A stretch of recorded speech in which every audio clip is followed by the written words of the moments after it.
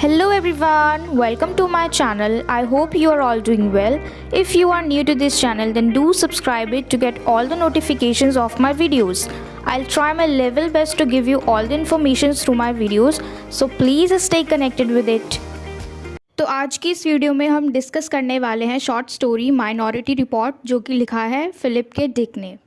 ये short story जो है ये एक साइंस फिक्शन है और आई होप कि हम सबको पता चल गया अब कि साइंस फिक्शन क्या होता है, जिसमें सारी चीज़ें साइंस से रिलेटेड होती हैं और उसी टेक्नोलॉजी पे बेस्ड होती हैं और जो प्लॉटिंग होती है वो फ्यूचर में होती है या फिर हम किसी दूसरे यूनिवर्स या फिर वर्ल्ड में करते हैं। यानी बेसिकली हम कह सकते हैं कि सारी चीज़ें जो होती है वो हम फ्यूचर में ही रखते हैं। तो इस वीडियो को हम शुरू करें उससे पहले हम ऑथर को जान लेते हैं, जो कि है फिलिप के डिक। तो चलिए स्टार्ट करते हैं। Introduction to the author. He is an American science fiction writer. ये एक अमेरिकन साइंस फिक्शन राइटर हैं, यानी इनकी जो भी राइटिंग्स हैं वो सारी साइंस फिक्शन से ही रिलेटेड हैं। Whose numerous works have formally established his place amongst the finest science fiction authors. और इनकी कई सारे वर्क्स हैं, कई सारी ऐसी राइटिंग्स हैं जिनके अंदर जिनकी वजह से इन्होंने अपनी खुद की एक प्लेस बनाई है जो भी साइंस फिक्शन ऑथर्स थे उनके बीच में। He wrote 44 novels and about 121 short stories। अब इन्होंने 44 novels लिखे हैं और short stories लिखी हैं 121 के आसपास। And he was born in 1928, 16th of December, Chicago में इन्होंने जन्म लिया। And died in 1982, 2nd of March, और तब इनकी डेथ हो गई। And he moved to San Francisco Bay Area with his family at a young age। और जब ये यंग एज में थे बिल्कुल तभी ये अपनी फैमिली के साथ मूव हुए। कहाँ पे? सैन फ्रांसिस्को बे एरिया में। He begin publishing science fiction stories in 1952 at age of 23। और इन्होंने 23 साल की उम्र में ही अपनी साइंस फिक्शन स्टोरीज़ को पब्लिश करना शुरू कर दिया था 1952 में। तो यहाँ तक तो था हमारे ऑथर के बारे में। ठीक है, अब हम चलते हैं इंट्रोडक्शन टू द स्टोरी, यानी स्टोरी के बारे में जान लेते हैं कि इसके अंदर कैसा बैकग्राउंड है इस स्टोरी का। Philip's works have been adapted to the movie screen and have garnered much critical acclaim. अब देखो, जो फिलिप के डिक है इन्होंने बहुत सारी स्टोरीज़ लिखी है, शॉर्ट स्टोरीज़ लिखी हैं साइंस फिक्शन पे बेस्ड। तो उनमें से कुछ जो स्टोरीज़ हैं इनकी, उन पे कुछ मूवीज़ भी बनी हुई हैं। ठीक है, और उन मूवीज़ के बारे में जो भी इनकी कहानी है उस पर कुछ लोग क्रिटिसाइज़ भी करते हैं उनके स्टोरीज़ को लेके। The story the minority report 1956 was adapted into a Hollywood movie starring Tom cruise and Colin Farrell. तो उन्हीं स्टोरीज़ में से एक इनकी शॉर्ट स्टोरी जो है आज हम करने वाले हैं, माइनॉरिटी रिपोर्ट। इसी स्टोरी पे हॉलीवुड मूवी भी बनी है जिसका नाम भी सेम रखा गया है, माइनॉरिटी रिपोर्ट। और उसके अंदर टॉम क्रूज और कॉलिन फैरल है, ये दोनों ही हॉलीवुड एक्टर्स हैं और ये मूवी भी हॉलीवुड ही है। The movie was directed by Steven Spielberg as an American science fiction film in 2002। और ये जो मूवी है ये किसने डायरेक्ट की? ये स्टीवन स्पीलबर्ग के थ्रू ये मूवी डायरेक्ट हुई as an American science fiction. The movie differed in several aspects but the central theme of the pre crime system was intact. ये जो शॉर्ट स्टोरी है माइनॉरिटी रिपोर्ट और ये जो movie है माइनॉरिटी रिपोर्ट, इनका जो सेंट्रल आइडिया है, सेंट्रल थीम जो है वो बिल्कुल सेम है, लेकिन कुछ कुछ चीज़ें जो हैं वो चेंज कर देती क्योंकि मूवी बना रहे हैं तो थोड़ा सा डिफरेंस है। ठीक है, सेवरल डिफरेंस जो होता है वो है, लेकिन जो भी हमारा मेन थीम जो होता है वो सारा सेम है। The minority report talks about a society where crime can be detected before it happens. Yes, तो ये जो माइनॉरिटी रिपोर्ट है इसमें क्या चीज़ हम जानेंगे कि जो भी सोसाइटी में जो भी क्राइम्स होने वाले हैं वो होने से पहले ही हमें पता लग जाएगा कि सोसाइटी में क्या क्राइम होने वाले हैं और फिर हम उसको होने से रोक सकते हैं। A group of 3 precog mutants foresee any criminal act that might happen in future। अब देखो, हमें इस पूरी स्टोरी में 3 प्रिकॉग म्यूटेंट्स मिलेंगे जो कि फ्यूचर की सारी चीज़ों को देख सकते हैं, सारे क्राइम्स को देख सकते हैं, क्रिमिनल के एक्ट को देख सकते हैं और वो होने से बचा सकते हैं। जो भी हमारा फ्यूचर में होगा क्राइम उसको होने से रोक सकते हैं। अब ये म्यूटेंट्स क्या होते हैं? म्यूटेंट इज़ एन एनिमल और plant that is physically different from others of the same species but of a change in its genes. अब ये सिंपल क्या होते हैं? एक एनिमल और इट कैन बी प्लांट। ये एक प्लांट भी हो सकता है जो कि फिजिकली डिफरेंट होता है हम ह्यूमन बींग से। सारे सेम स्पीशीज़ होते हैं लेकिन उनमें थोड़ी सी चेंजेस होती है जीन्स की। And they have the ability to see crimes before they happen. और उनके पास ये खूबी होती है कि जो भी क्राइम्स होने वाले हैं फ्यूचर में उनको पता लग जाता है। They are being who are partly biological and partly digital. अब वो किस तरीके के होते हैं, थोड़े से बायोलॉजिकल होते हैं यानी हम कह सकते हैं ह्यूमन बींग, 50% ह्यूमन बींग, और थोड़े से पार्टली डिजिटल यानी रोबो बोल सकते हैं हम, रोबोट्स। ठीक है, तो ये तो था हमारा लिटररी मीनिंग। ठीक है, अब हम इजी लैंग्वेज में समझ लेते हैं कि म्यूटेंट्स क्या होते हैं। म्यूटेंट्स, इस स्टोरी में जो म्यूटेंट है वो 3 इंसान है, हमारी तरह ही दिखने वाले 3 इंसान हैं, और ये तीनों म्यूटेंट प्रीकॉग्स हैं, और इनमें से 2 मेल है और 1 फीमेल है, यानी ये तीनों ही जो भी फ्यूचर में होगा, जो भी क्राइम होगा उसको वो देख लेंगे, फॉरसी कर लेंगे पहले ही। मतलब जो भी क्राइम होगा उनको वो पहले ही प्रिडिक्ट कर देते हैं ये तीनों। ठीक है, ये तीनों म्यूटेंट्स जो हैं ये पहले ही प्रिडिक्ट कर देते हैं।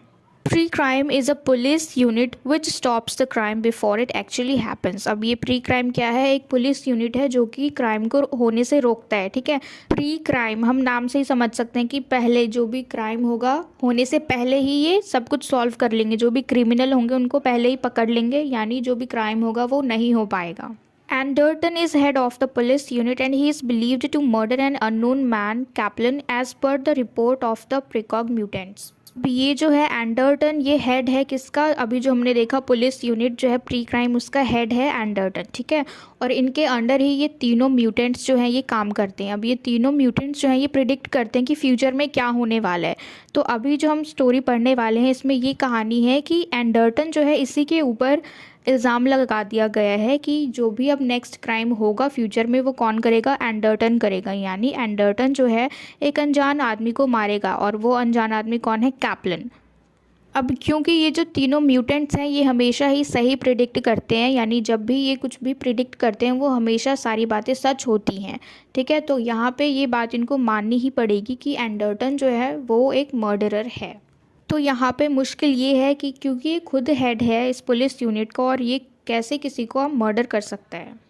This makes him worry about a conspiracy behind it. अब ये सारी चीज़ें जो हैं एंडरटन को वरी कर देती हैं, यानी वो चिंतित हो जाता है और उसको लगता है कि कोई षड्यंत्र रचा गया है, कोई चाल चली गई है इसके पीछे।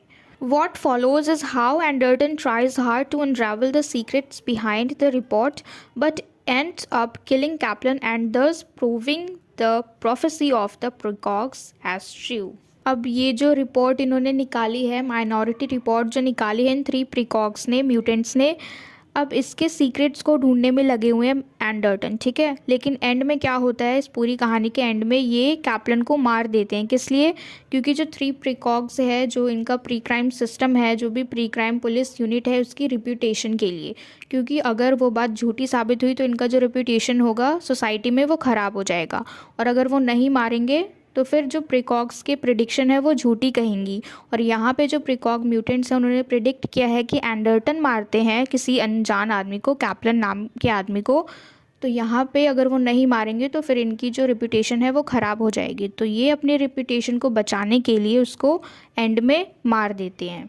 तो अब हम एक और चीज़ का मतलब समझते हैं जो कि है माइनॉरिटी रिपोर्ट और मेजॉरिटी रिपोर्ट। यहाँ पे 2 तरीके की रिपोर्ट है। ठीक है, अब देखो जो मेजॉरिटी रिपोर्ट है उसमें 100% जो फ्यूचर में क्राइम होने वाला है वो बिल्कुल ट्रू है, यानी वो होकर ही रहेगा, इसमें कोई शक नहीं है। ठीक है, मेजॉरिटी रिपोर्ट में क्राइम जो है वो 100% होगा ही होगा, और माइनॉरिटी रिपोर्ट में 50% चांसेस है कि जो भी क्राइम होगा वो फ्यूचर में होगा। तो ये जो भी माइनॉरिटी रिपोर्ट है, माइनॉरिटी रिपोर्ट के अकॉर्डिंग जो एंडरटन है वो किल करने वाले थे किसका, कैप्लन का। तो सिंपल मीनिंग है माइनॉरिटी रिपोर्ट और मेजॉरिटी रिपोर्ट का। मेजॉरिटी रिपोर्ट में जो भी क्राइम होगा फ्यूचर में वो 100% होगा ही होगा, उसमें कोई शक नहीं है, कोई डाउट नहीं है। और माइनॉरिटी रिपोर्ट में 50% चांसेस हैं कि जो भी क्राइम है वो होगा। तो यहाँ पे जो भी प्रीकॉग्स ने प्रिडिक्ट किया था वो एक माइनॉरिटी रिपोर्ट था, यानी वो 50% चांसेस था कि जो एंडरटन है वो कैप्लन को मारेंगे। तो ये तो थी हमारी बैकग्राउंड पूरे स्टोरी की, इंट्रोडक्शन टू द स्टोरी की, जो भी होगा स्टोरी में क्या क्या होगा। ठीक है, अब हम एक बार देख लेते हैं हमारे मेन कैरेक्टर्स। तो पहला कैरेक्टर है हमारा जॉन एंडरटन, जो कि head of the police unit है प्री क्राइम के। ठीक है, उसके बाद हमारे आते हैं 3 म्यूटेंट्स, ठीक है, प्रीकॉग्स, कौन कौन है, जिसमें से हमने देखा कि 2 मेल है और 1 फीमेल है। तो 2 जो मेल प्रिकॉग्स हैं, म्यूटेंट्स हैं, उनका नाम है आर्थर और डैशिल, और तीसरा जो कि फीमेल है अगाथा। ठीक है, तो जो भी मिस्टेक होती है ना वो अगाथा ही कर रही होती है, इसलिए जो माइनॉरिटी रिपोर्ट है इसमें गलत इन्फॉर्मेशन आ जाती है और उसके चक्कर में जो कैप्लन है वो मारा जाता है। किसके हाथों? एंडरटन के हाथों। क्योंकि जो भी होता है माइनॉरिटी रिपोर्ट में वो 50% चांसेस है कि वो होगा ही होगा। ठीक है, वो कंफर्म नहीं था। तो ये जो प्रिडिक्ट कर रहे थे, जो डिटेक्ट कर रहे थे, इनको शक जो हो रहा था, उनके अकॉर्डिंग हम देखें तो आर्थर और डैशिल जो है वो सही थे और जो अगाथा है वो मिस्टेक कर रही थी। इनकी जो माइनॉरिटी रिपोर्ट में जो ग्लिच हो रहा था वो अगाथा की वजह से ही हो रहा था। नेक्स्ट कैरेक्टर है हमारा विटवर, जो कि न्यू असिस्टेंट है। ये जो हमारा पुलिस यूनिट है प्री क्राइम, इसके अंदर ये न्यू असिस्टेंट आने वाले हैं विटवर। ठीक है, किस तरीके के हैं ये? कॉन्फिडेंट है, हैंडसम है और यंग मैन है। नेक्स्ट है हमारा लीसा, जो कि एंडरटन की वाइफ है और ये इस एग्जीक्यूटिव भी हैं इस पुलिस यूनिट की। नेक्स्ट है हमारा लियोपोल्ड कैप्लन, जो कि मारा जाता है एंडरटन के हाथों। उसके बाद है फ्लेमिंग। ठीक है, ये सारे हो गए हमारे मेन कैरेक्टर्स। तो क्योंकि ये शॉर्ट स्टोरी है तो इसकी प्लॉटिंग इतनी स्ट्रांग नहीं होती है और इसमें बहुत कम कैरेक्टर्स होते हैं, तो हमने देखे भी यही 5, 6, 7 कैरेक्टर्स हैं। ठीक है, और इसमें क्या होगा कि जो भी होने वाला क्राइम होगा उसको डिटेक्ट कर लेंगे कौन? जो 3 प्रिकॉग म्यूटेंट्स है वो। और क्या होगा फिर? जो भी फैसला होगा वो उनके सस्पेक्ट के अकॉर्डिंग होगा, कि जो भी शक उनका होगा, जो भी फ्यूचर में वो देख पा रहे होंगे उनके अकॉर्डिंग फिर उनकी जो माइनॉरिटी और मेजॉरिटी रिपोर्ट है वो प्रिपेयर होती है। तो आई होप कि यहाँ तक सबको सब कुछ क्लियर हो गया हो, जो भी हमने देखा इंट्रोडक्शन टू दी ऑथर और फिर ये स्टोरी, इसका बैकग्राउंड और माइनॉरिटी रिपोर्ट, मेजॉरिटी रिपोर्ट की मीनिंग, प्री क्राइम सिस्टम का भी मीनिंग समझ में आ गया होगा और म्यूटेंट्स का भी मीनिंग समझ में आ गया होगा। ठीक है, तो अब हम चलते हैं इस पूरी शॉर्ट स्टोरी की डिटेल समरी और एनालिसिस की तरफ। The story begins with John Anderton, the police commissioner, waiting for the arrival of Ed Whitwer. अब जैसा कि हमने देखा कि ये जो कहानी है वो किस तरीके से शुरू हुई है कि जॉन एंडरटन है जो कि पुलिस कमिश्नर है और किसका इंतज़ार कर रहे हैं? एड विटवर का, जो कि न्यू असिस्टेंट है, आने वाले हैं। ठीक है, the second in command in the police agency who will take the reins from Anderton once he retires from the job. अब ये जो विटवर हैं ये क्या है? सेकेंड इन कमांड, यानी जो एंडरटन है उनके बाद इनका ही पोस्ट है विटवर का। ठीक है, सेकेंड इन कमांड का मतलब यही है, और ये तब तक रहेंगे जब तक कि रिटायर ना हो जाए जॉन एंडरटन, और फिर जब वो रिटायर हो जाएंगे तो फिर उनकी जो पोस्ट है वो विटवर को मिल जाएगी। Whitwer appears to be a man of business and Anderton is visibly upset and anxious upon the arrival of the young Whitwer and feels unsettled at the prospect of him becoming the new commissioner sooner or later. Whitwer जो है इनकी personality एकदम सुआव है, man of business है, और फिर इनको देख के एंडरटन जो है वो थोड़े से अपसेट हो जाते हैं, चिंतित हो जाते हैं, क्योंकि उनको पता है कि कभी ना कभी उनकी पोस्ट अब वो विटवर लेने वाला है। We are then introduced to the system of pre crime which is developed to stop criminal acts from taking place. और फिर उसके बाद हमें पता लग जाता है कि जो प्री क्राइम है वो किस तरीके से डेवलप होगा और किस तरीके से फ्यूचर में होने वाले सारे क्राइम्स को रोकेगा। ठीक है, और ये काम किसका है? प्री क्राइम का, जो कि एक पुलिस यूनिट का नाम है। The precog mutants, a set of 3 mutants, work together to produce data from the future which allows the police to arrest criminals before they actually commit the criminal act. Precog mutants हैं, set of 3 mutant, जैसा कि हमने पढ़ा कि 3 mutants हैं जिनमें से 2 mail है और 1 फीमेल है। ठीक है, और ये क्या करते हैं? फ्यूचर से सारे जो भी इंफॉर्मेशन है वो गैदर करते हैं। ठीक है, और उसके अकॉर्डिंग अपना डाटा प्रोड्यूस करते हैं, यानी उसके अकॉर्डिंग ही वो माइनॉरिटी और मेजॉरिटी रिपोर्ट को तैयार करते हैं, और फिर उसकी हेल्प से जो पुलिस है उनको अलाउ है कि वो जाके क्रिमिनल को पकड़े क्राइम करने से पहले। Anderton recognizes the problem of the system and his views give legitimacy to the fact that the people they arrest are innocent. यहाँ पे एंडरटन जो है इनको थोड़ा सा रियलाइज़ हो रहा है कि जो इनका प्री क्राइम सिस्टम का जो रूल है कि वो जाके पहले ही, क्राइम होने से पहले ही क्रिमिनल्स को अरेस्ट कर ले। अब क्योंकि माइनॉरिटी रिपोर्ट है जो उसमें 50% चांसेस है कि जो भी क्राइम होंगे वो होगा ही होगा। ठीक है, वो सिर्फ 50% चांसेस है, तो इसलिए अगर वो क्रिमिनल को जाके पकड़ ले तो वो उनको भी नहीं पता कि क्या पता उन्होंने इनोसेंट पीपल को अरेस्ट कर लिया हो। He agrees that since they have not yet committed any crime. In a sense they are innocent. तो फिर उन्होंने इस बात पे अग्री किया कि जिन पीपल को भी अरेस्ट कर लेते थे वो माइनॉरिटी रिपोर्ट के अकॉर्डिंग क्राइम नहीं करते थे, ठीक है, वो इनोसेंट पीपल ही थे, क्योंकि माइनॉरिटी रिपोर्ट क्या है, 50% चांसेस है कि जो भी क्राइम है वो होगा। तो जब भी वो पकड़ के लाते थे, उनको अरेस्ट करते थे, तो वो क्राइम नहीं करते थे, वो इनोसेंट पीपल ही थे। The three precogs, the three mutants robots are described as babbling idiots whose minds were dull, confused, lost in shadows. अब यहाँ पे इन थ्री प्रिकॉक्स को किन के अकॉर्डिंग, एंडरटन के अकॉर्डिंग, क्योंकि वो उनके अंडर ही थे, तो यहाँ पे थोड़ा सा डिस्क्राइब किया है कि वो ज़्यादा बैबलिंग मतलब बहुत ज़्यादा बोलते रहते थे, कुछ कुछ धीरे धीरे आवाज़ में कुछ ना कुछ बोलते ही रहते थे, और इडियट्स थे whose minds were dull, और उनके दिमाग बिल्कुल ही डल थे, कंफ्यूज थे, लॉस्ट इन शैडोज़।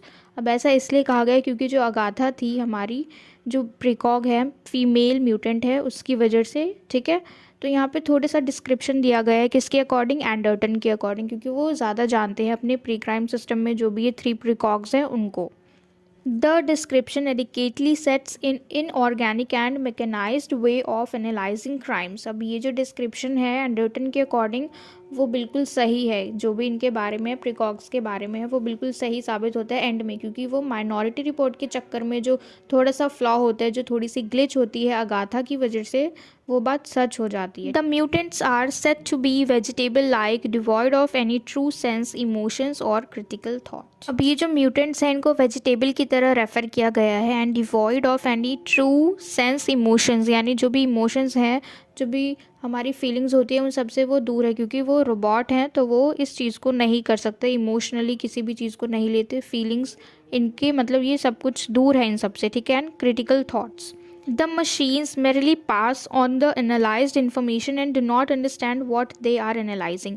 अब क्योंकि ये देखो मशीन्स हैं, रोबोट्स हैं, तो इनको ये नहीं पता कि क्या चीज़ सही है क्या गलत है, वो नहीं समझते हैं, लेकिन जो भी इन्फॉर्मेशन वो गैदर करते हैं, जो भी डाटा उनको मिलता है फ्यूचर से, जो भी वो प्रिडिक्शन देते हैं, वो सीधा निकाल के रख देते हैं सामने, जो भी माइनॉरिटी रिपोर्ट होती है उसमें या फिर मेजॉरिटी रिपोर्ट में। अब उनको नहीं पता कि क्या चीज़ है, वो क्या है क्या नहीं है, उनको नहीं समझ में आता, वो सिर्फ डाटा प्रोड्यूस करते हैं और दे देते हैं माइनॉरिटी रिपोर्ट और मेजॉरिटी रिपोर्ट की फॉर्म में।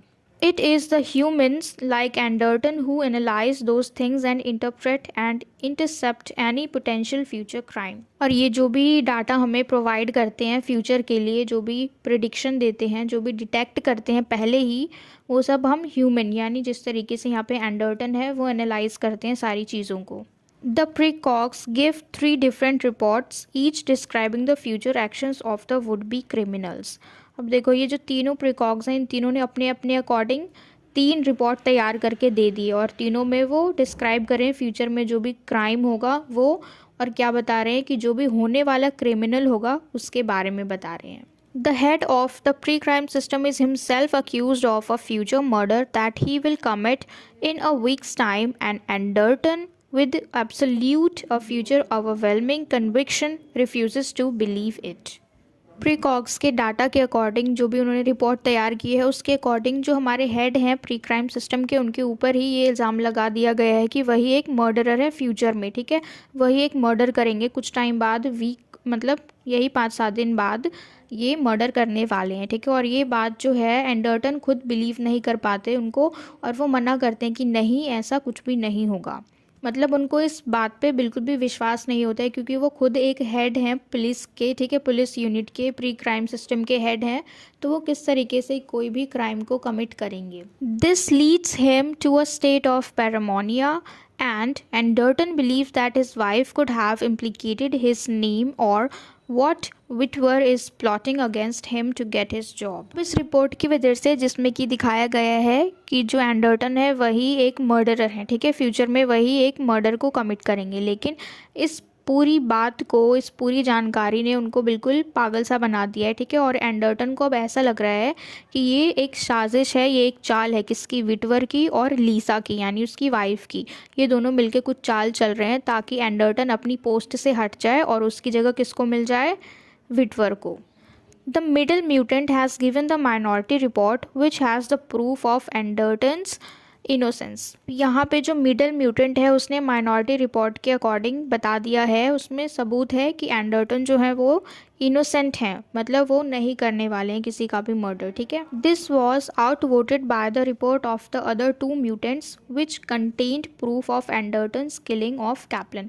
अब यहाँ पे देखो, यहाँ पे 2 जो हैं उन्होंने बिल्कुल प्रूफ के साथ बता दिया है, मतलब मेजॉरिटी रिपोर्ट तैयार की है कि जो एंडरटन है वो किल करेंगे कैप्लन को, लेकिन उसी दूसरी तरफ जो मिडिल म्यूटेंट है वो अपने रिपोर्ट के अकॉर्डिंग बोल रहा है कि जो एंडरटन है वो इनोसेंट है। अब हमें ये नहीं पता कि कौन सा म्यूटेंट कौन सा है, क्योंकि जो हमने देखा स्टार्टिंग में कि 2 मेल है और 1 फीमेल है, तो अब यहाँ पे ये नहीं पता चल रहा है कि मिडिल जो म्यूटेंट है वो कौन सा है, ठीक है। The minority report contained the prediction that Anderton is innocent as it gives an alternate version of the future event। अब यहाँ पे जो माइनॉरिटी रिपोर्ट है वो कंटेन कर रही है इस बात को, प्रिडिक्ट कर रही है कि एंडरटन जो है वो इनोसेंट है।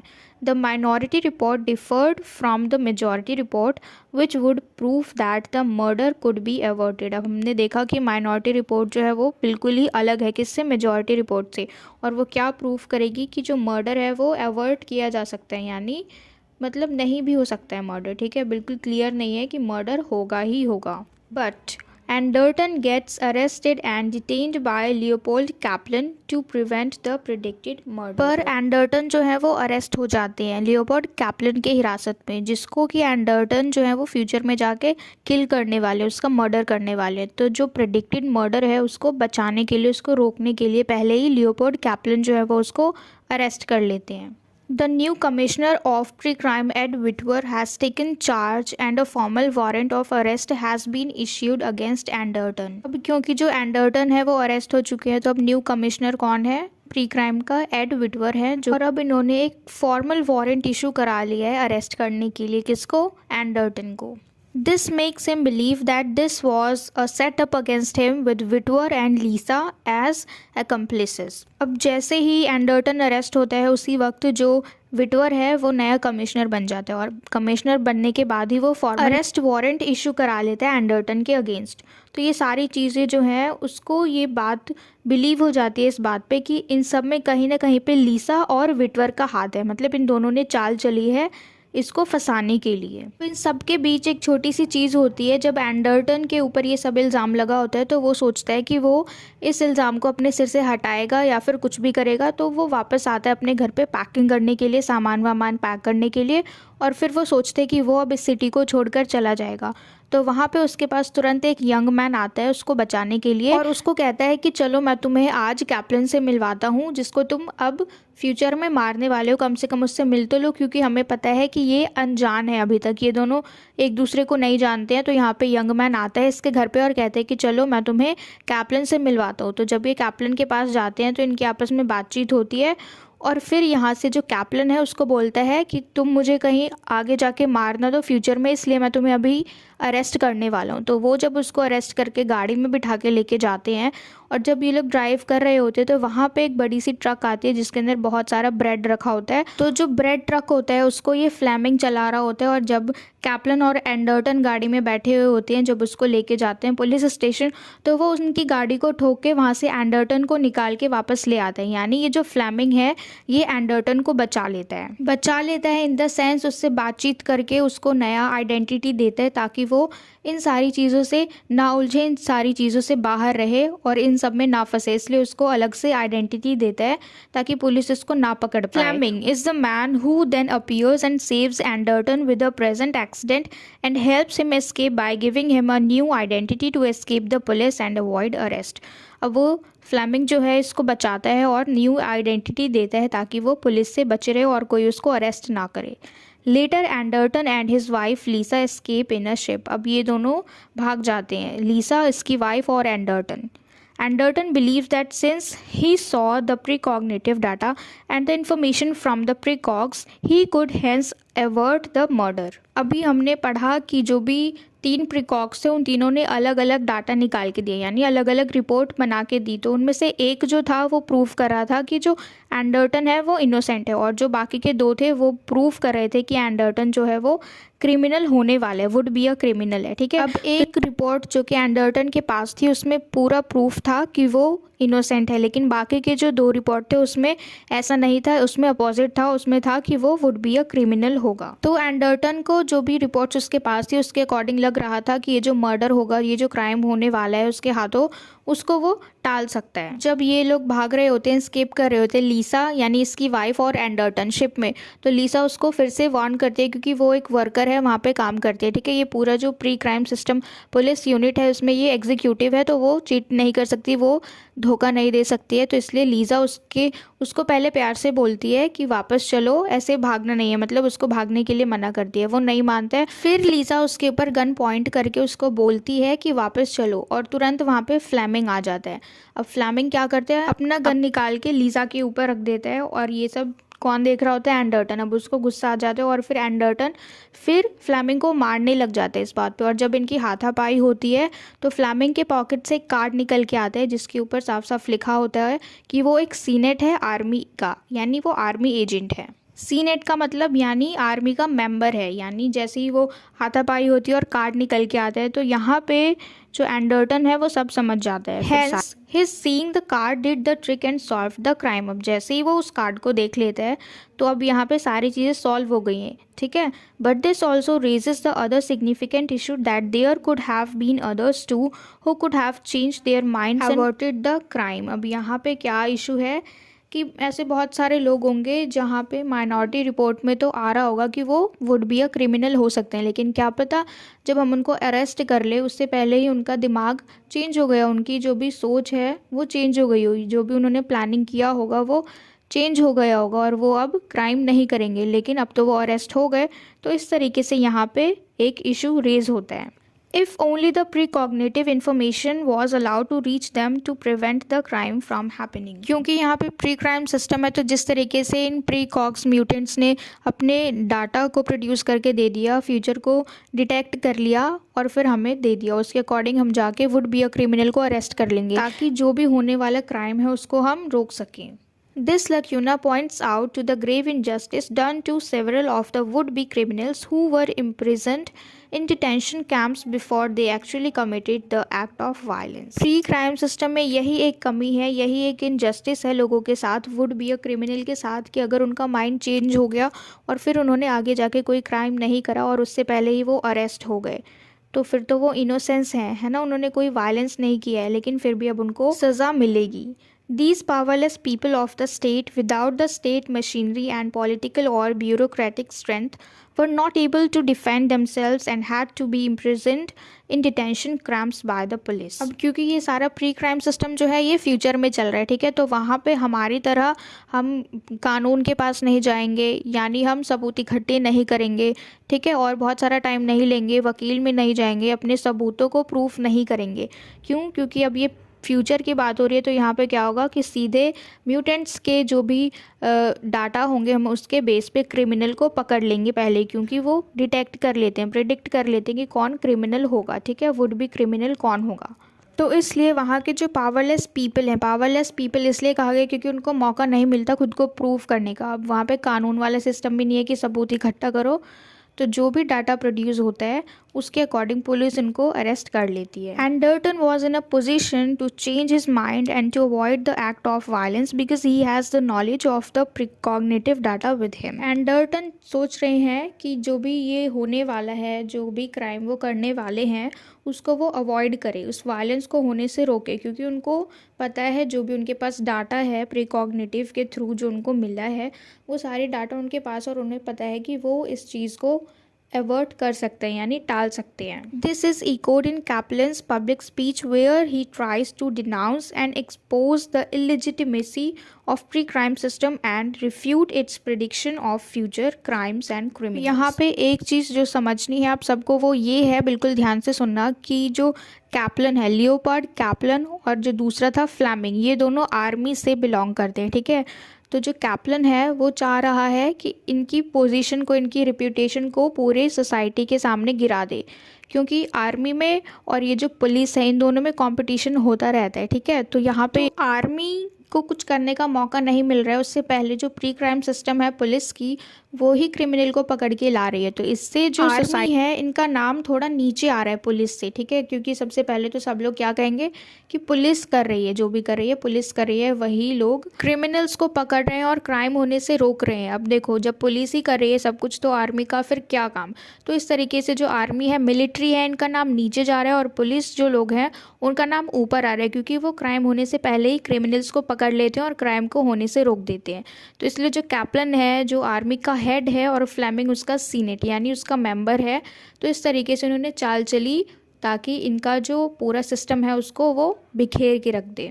But there can be no valid knowledge about the future as soon as precognitive information is obtained, it cancels itself out. पर जो भी प्रीकॉग म्यूटेंट्स हैं, वो जो भी फ्यूचर से डाटा को प्रोड्यूस कर रहे हैं, वो सब बिल्कुल करेक्ट नहीं है, ये सबको पता है, ठीक है। तो जिस तरीके से प्रीकॉग्निटिव इन्फॉर्मेशन ऑब्टेन करते हैं हम, तो उस तरीके से उसके अकॉर्डिंग चीज़ों को वो कैंसिल कर देते हैं। अगर उनको लगता है ठीक है तो ठीक है, अदरवाइज वो कैंसिल कर देते हैं खुद से। The assertion that this man will commit a future crime is paradoxical.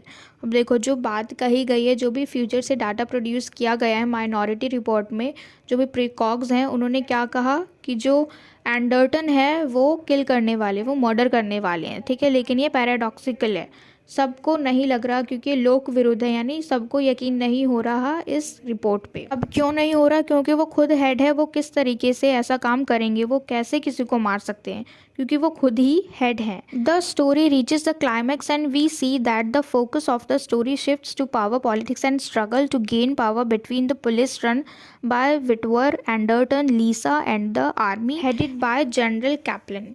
अब देखो, ये स्टोरी किस तरीके से क्लाइमैक्स पे रीच करती है। हमने देखा कि शुरू में जो भी फ्यूचर के जो भी इंफॉर्मेशन गैदर कर रहे हैं वो उसके ऊपर बेस्ड था, ठीक है, कि क्राइम को रोक रहे हैं, क्रिमिनल्स को पकड़ रहे हैं।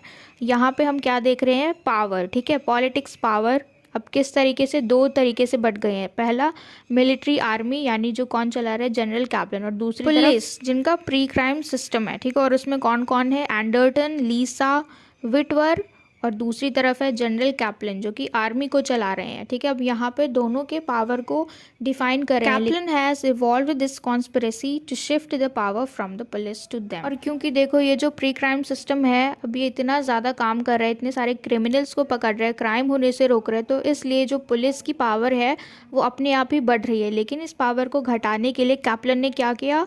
एक चाल चली, कॉन्स्पिरेसी करी, ताकि ये पावर उनके पास वापस आ जाए फिर से।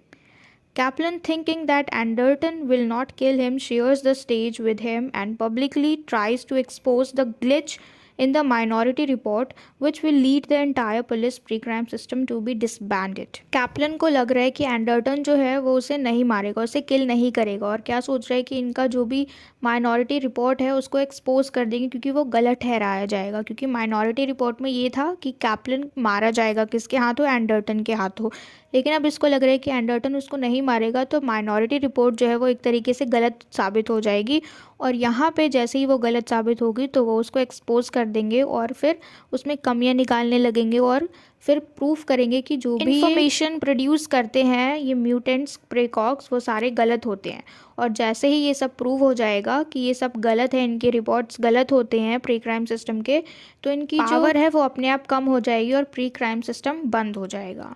Later on, Anderton kills Kaplan to maintain the status quo and to save pre-crime system from being disbanded by the Senate and the army. Anderton finally Kaplan को मार ही देता है ताकि उनका जो सिस्टम है, प्री-क्राइम सिस्टम का जो स्टेटस है, रेपुटेशन है, वो ख़राब ना हो, और जो माइनॉरिटी रिपोर्ट में जो उन्होंने इन्फॉर्मेशन प्रोड्यूस करी है वो गलत साबित ना हो।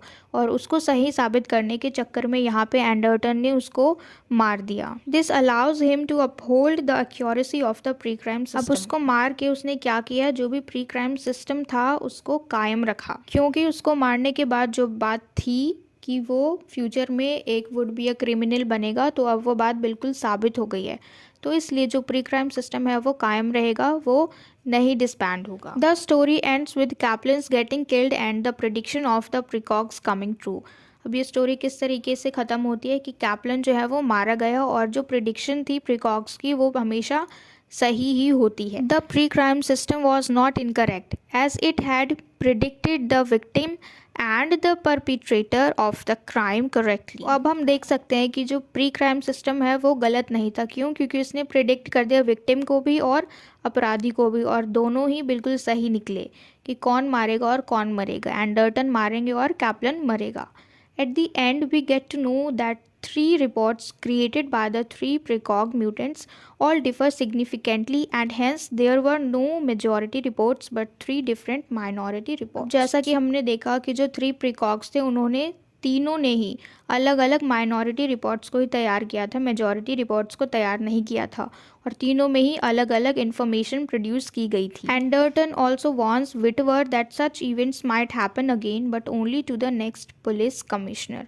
अब एंडरटन जो है वो जेल जाते जाते विटवर को बता के जाते हैं कि ऐसी सिचुएशन आगे भी आ सकती है, लेकिन अब क्या होगा, जब भी आएगी तो उस वक्त एंडरटन नहीं होंगे बल्कि कोई दूसरा ही पुलिस कमिश्नर होगा, क्योंकि अब वो रिटायर हो चुके हैं और अब तो उन्हें अरेस्ट भी कर लिया गया क्योंकि उन्होंने मर्डर कर दिया कैप्लन का। तो यहाँ पे इसी के साथ हमारा ये पूरा शॉर्ट स्टोरी जो है ये एंड हो जाता है, और मैं उम्मीद करती हूँ कि आप सबको अच्छे से समझ में आया हो। अगर आया तो please give me a feedback and let me know in the comment box if you like this video, and share it with your friends as well so that they can get help from it, and do subscribe my channel. Until we meet in the next video, keep learning.